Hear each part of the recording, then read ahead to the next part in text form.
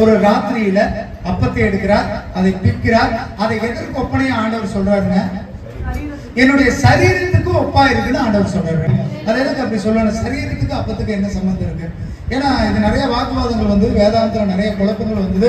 அவர் எப்படி வந்துட்டு ஒரு அப்பத்தை என்னோட சரீரம்னு எப்படி சொல்லலாம், என் சரீரத்தை எப்படி நீங்க புசிங்கன்னு சொல்லலாம்னு வேத பாரகத்துல நிறைய கருத்து வேறுபாடுகள் வந்தது. என்னுடைய மாம்சத்தை நீ புசிச்சே ஆகணும்ட்டாரு. இல்லையா? அப்ப அவருடைய மாம்சத்தை புசிச்சு அவருடைய ரத்தத்தை பானம் பண்ணாதான் உனக்கு என்னங்க நித்திய ஜீவன் கடைசி நாள்ல எழுப்பணும்ட்டாரு. இல்லையா? இதை போய் நீங்க உலகத்துல சொன்னா ஒத்துக்குவாங்களா? அப்ப ரத்தத்தை மாம்சத்தை யாராலும் சாப்பிட முடியுமா? அப்ப ஆண்டவர் இந்த இடத்துல வேதாந்தத்துல சொல்ற யாருக்குமே புரியல. பழைய ஏற்பாட்டு காலத்துல இப்படி ஒரு விஷயமே கிடையாது. திடீர்னு வந்து புதிய ஏற்பாட்டு காலத்துல இயேசு வர்றாரு, நீ என் மாம்சத்தை சாப்பிடணும் ரத்தத்தை குடிக்கணும்னு எல்லாத்துக்கும் என்ன ஆயிடுச்சு? இயேசு ஒரு மாதிரி பாக்குறாங்க, அவரை விரோதிக்கிறவங்க நிறைய பேர் இருக்கிறாங்க. இப்படி இவர் சொன்ன உடனே எல்லாத்துக்குள்ளேயும் ஒரு பிரிவினை உண்டாயிருச்சு, ஒரு குழப்பம் உண்டாயிருச்சு.